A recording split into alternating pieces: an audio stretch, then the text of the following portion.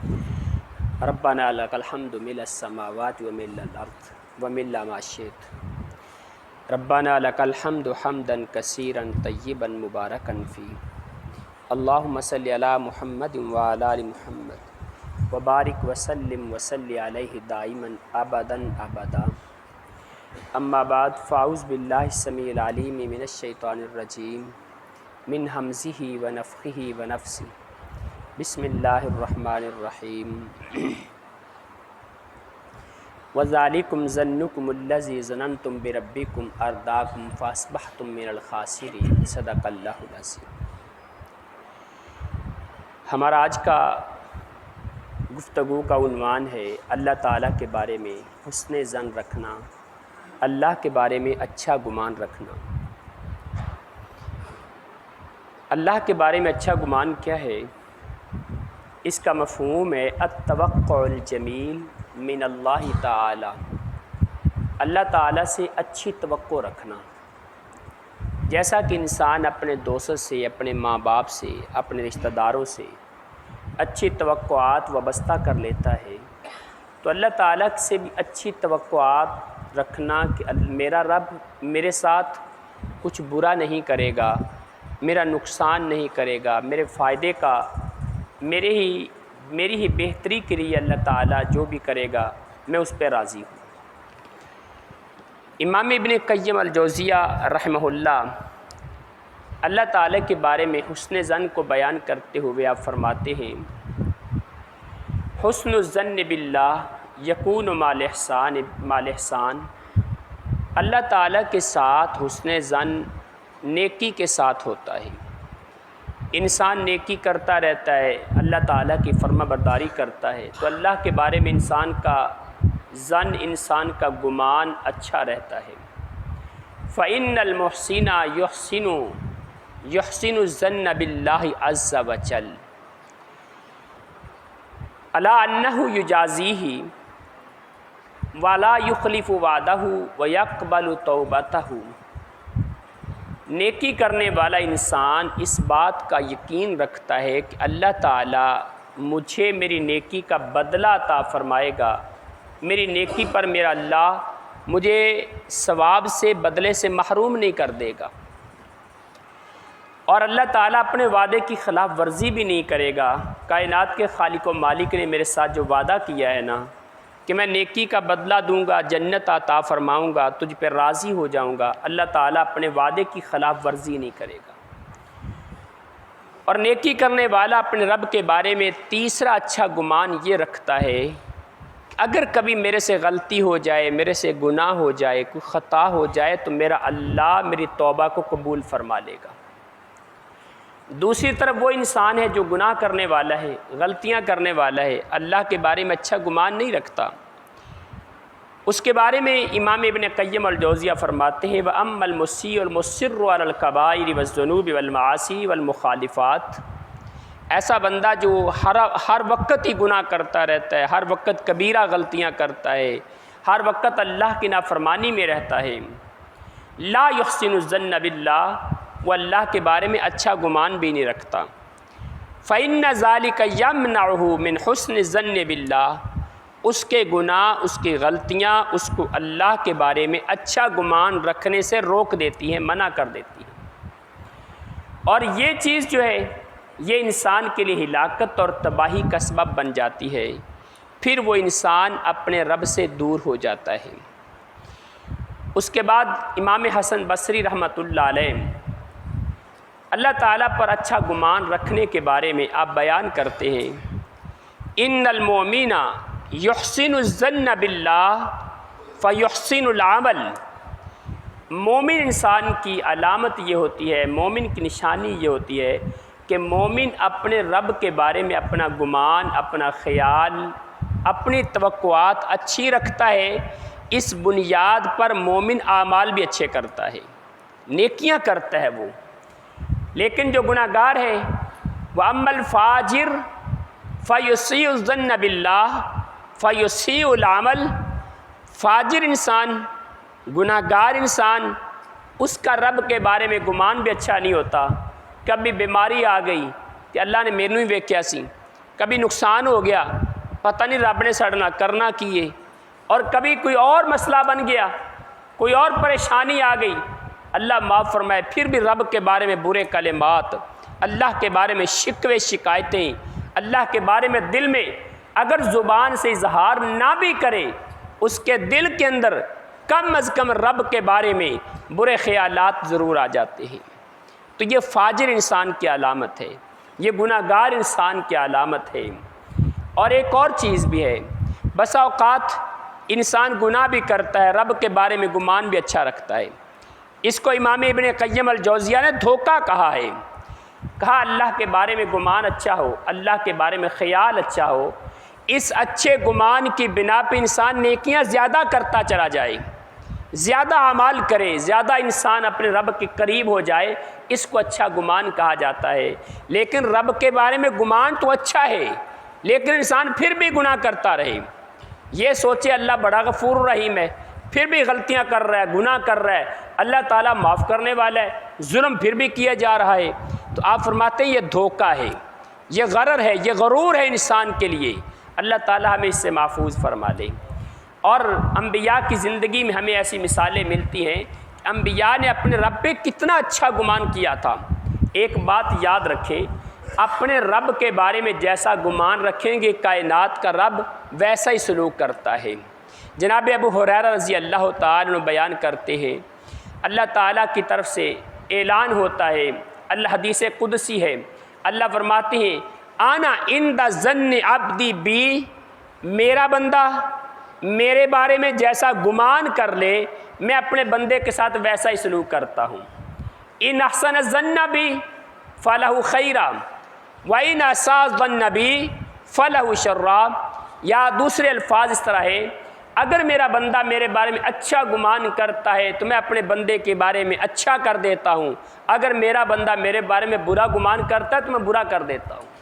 یا اس کی مثال میں ایک اور بھی دے دیتا ہوں، بسا اوقات ایسا ہوتا ہے میں بیمار ہو گیا، میں اپنے رب سے دعائیں کرتا رہا، یا اللہ مجھے شفا دے دے، مجھے شفا دے دے، مجھے شفا دے دے،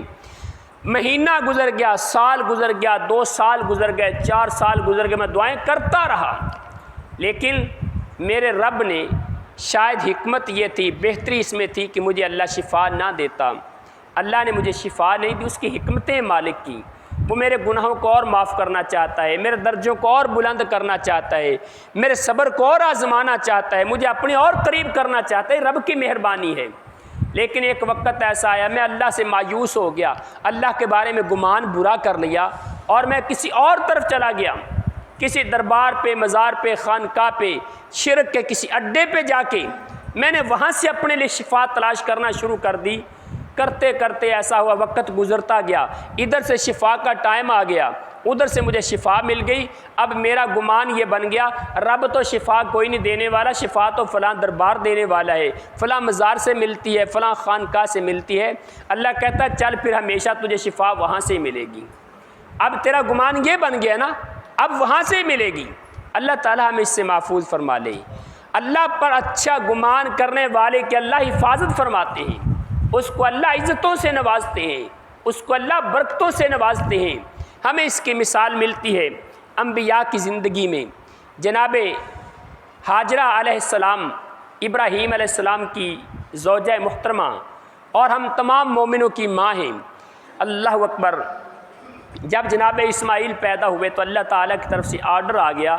کہ اے میرے ابراہیم اپنی بیوی ہاجرہ کو اور اپنے بیٹے اسماعیل کو مکہ کی بے آباد وادی میں چھوڑ کے آ جاؤ، جہاں کے بارے میں لکھا یہ جاتا ہے لا انیس ولا جلیس ولا شجرہ، جہاں پہ حتیٰ کہ درختوں کے نشانات تک بھی نہیں تھے، کوئی اکا دکا چھوٹے چھوٹے درخت تھے، خشک علاقہ تھا، خشک پہاڑ تھے، وہاں پہ کوئی ہم غم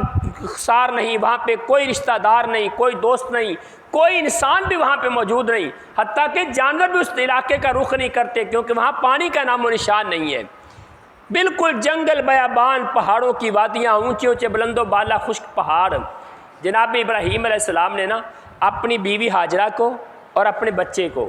وہاں پہ بٹھا دیا، کوئی بات نہیں کی، واپس چل پڑے وہاں سے۔ بیوی نے آواز دے کے پوچھا آ اللہ امارا کعبے، ابراہیم ہمیں یہاں چھوڑ کے جا رہے ہو، یہ بتاؤ کہ اللہ کا حکم ہے یہاں چھوڑنے کا؟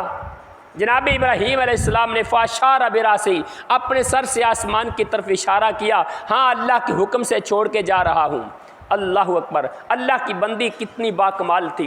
کہا ابراہیم اگر اللہ کے حکم سے چھوڑ کے جا رہے ہو اذن لا یضیعون اللہ، پھر بڑے سکون سے جاؤ، اللہ ہمیں ضائع نہیں کرے گا۔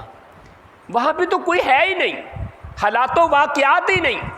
ایک بھی انسان نہیں، کوئی کوٹھی مکان نہیں، کوئی خیمہ تک نہیں، کچھ بھی نہیں، وہاں پانی کا نام و نشان نہیں۔ لیکن اللہ کی بندی کا اپنے رب کے گمان کتنا اچھا ہے، کہنے لگی ابراہیم اگر اللہ کا حکم یہ ہے تو پھر جاؤ، اللہ ہمیں ضائع نہیں کرے گا۔ رب نے ضائع نہیں کیا، بلکہ کتنا کمال دیا۔ آج اسی ہاجرہ رضی اللہ تعالی عنہ، اسی کے نام پہ، اسی کے طریقے پہ اللہ نے حج کے کئی طریقے بنا دیے، اور آج انہی کی برکت سے ہم زمزم پیتے نظر آتے ہیں، انہی کی برکت سے آج ہمیں بیت اللہ آباد نظر آتا ہے۔ آج مکہ کی آبادی دیکھیں، کائنات نے کہ رب نے رنگ کیسے لگا دیے۔ اپنے رب پہ بندہ اچھا گمان کر کے تو دیکھے صحیح، اللہ تعالیٰ پہ انسان جیسا گمان کرتا ہے نا، اللہ ویسا ہی کر دیتے ہیں۔ اور اچھا گمان کرنا اس سے اللہ گناہ بھی معاف کر دیتے ہیں۔ سہل القطعی بیان کرتے ہیں، رأیت مالک ابن دینار فی منامی، مالک بن دینار دنیا سے چلے گئے، بڑے محدث سے بہت عظیم انسان تھے، دنیا سے چلے گئے۔ مجھے بعد میں نے خواب میں دیکھا، خواب میں ملاقات ہوئی، تو میں نے پوچھا ماذا قدمت بہ علی ربک، مالک اپنے رب کے پاس تم کیسے پیش ہوئے؟ مالک ابن دینار فرماتے ہیں قدمت علی ربی بذنوب کثیرہ،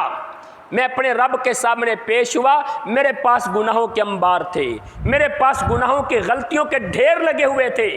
کہا پھر تمہارے رب نے تمہارے ساتھ سلوک کیا کیا؟ آپ فرماتے ہیں فَمَحَاهَا رَبِّي بِحُسْنِ ظَنِّي بِرَبِّي، میرے رب نے میرا اچھا گمان دیکھ کے، میرا اچھا خیال دیکھ کے اپنے رب کے بارے میں، میرے رب نے میرے سارے گناہ ہی معاف کر دیے، کیونکہ میرے رب کے بارے میں میرا گمان بہت اچھا تھا۔ اور کتنا گمان اچھا تھا، اس کی ایک مثال اور دے دیتا ہوں۔ جناب سلیمان الدارانی بیان کرتے ہیں یا اللہ لئن ادخلتنی النار لاخبرن اہلھا انی احبک، اللہ اگر تم مجھے جہنم میں داخل کر بھی دینا تو میں جہنم کے لوگوں میں اعلان کر کے کہوں گا جس رب نے مجھے جہنم میں ڈالا میں اس رب سے محبت کرتا ہوں۔ جہنم سے بڑا عذاب کون سا ہو سکتا ہے؟ لیکن پھر بھی رب کے بارے میں گمان اچھا ہے۔ اور سفیان ثوری رحمۃ اللہ علیہ کہا کرتے تھے ما احب ان حسابی جعل الی والدی لان ربی خیر لی من والدی، آپ فرماتے ہیں میں پسند نہیں کرتا کہ میرا حساب کتاب میرا باپ لے، میں تو یہ چاہتا ہوں کہ میرا حساب میرا رب لے، کیونکہ میرا رب میرے والد کی نسبت میرے ساتھ بہت اچھا سلوک کرنے والا ہے۔ اتنا اچھا سلوک میرا باپ بھی میرے ساتھ نہیں کر سکتا، اتنی محبت میرا باپ بھی میرے ساتھ نہیں کر سکتا، اتنی شفقتیں میرا باپ بھی میرے ساتھ نہیں کر سکتا جتنی شفقتیں میرا رب میرے ساتھ کرنے والا ہے۔ اللہ کے بارے میں انسان کا گمان اچھا رہنا چاہیے۔ کبھی پریشانی آ جائے، بیماری آ جائے، پریشان ہو کے اپنے رب کے شکوے نہیں کرنے چاہیے، بلکہ اپنے رب کے بارے میں اچھا گمان۔ اور اس کا نتیجہ کیا نکلے گا؟ دو حدیثیں آپ کے سامنے پیش کرتا ہوں۔ اس کا سب سے پہلا نتیجہ یہ نکلے گا، انسان کو جب بھی موت آئے گی نا، اللہ خاتمہ ایمان کا نصیب فرمائے گا۔ پیغمبر کائنات علیہ السلام فرماتے ہیں لا یموتن احدکم الا وہو یحسن الظن باللہ، تم اپنی پوری زندگی کے اندر اپنے رب پہ گمان اچھا رکھو، جب بھی موت آئے گی تمہیں رب کے بارے میں اچھا گمان کرتے ہوئے موت آئے گی۔ اور جب موت رب کے بارے میں اچھے گمان پر آ گئی تو انسان کامیاب ہو گیا۔ جناب انس بیان کرتے رضی اللہ تعالیٰ عنہ داخل رسول اللہ صلی اللہ علیہ وسلم علی شاب، اللہ کے پیغمبر ایک نوجوان کے پاس گئے، ایک نوجوان کی بیمار پرسی کے لیے گئے، اللہ تعالیٰ ہمیں یہ توفیق عطا فرما دے۔ ایک نوجوان کی بیمار پرسی کے لیے گئے، آپ اس کے پاس بیٹھے ہیں، وہو فی الموت، دیکھا نوجوان زندگی کے آخری سانس لے رہا ہے، موت کے قریب پہنچ چکا ہے۔ پیغمبر کائنات علیہ السلام اس نوجوان صحابی سے پوچھتے کیف تجدک، اے اللہ کے بندے تیرے دل کے اندر خیال کیا ہے، اس وقت تیرے دل کی کیفیت کیا ہے؟ موت کے لمحات قریب ہیں، زندگی ختم ہونے والی ہے، لیکن تیرے دل کی کیفیت کیا ہے؟ وہ نوجوان کہتا ہے اخاف ذنوبی، اپنے گناہوں سے ڈر رہا ہوں، وارجو من اللہ رحمہ،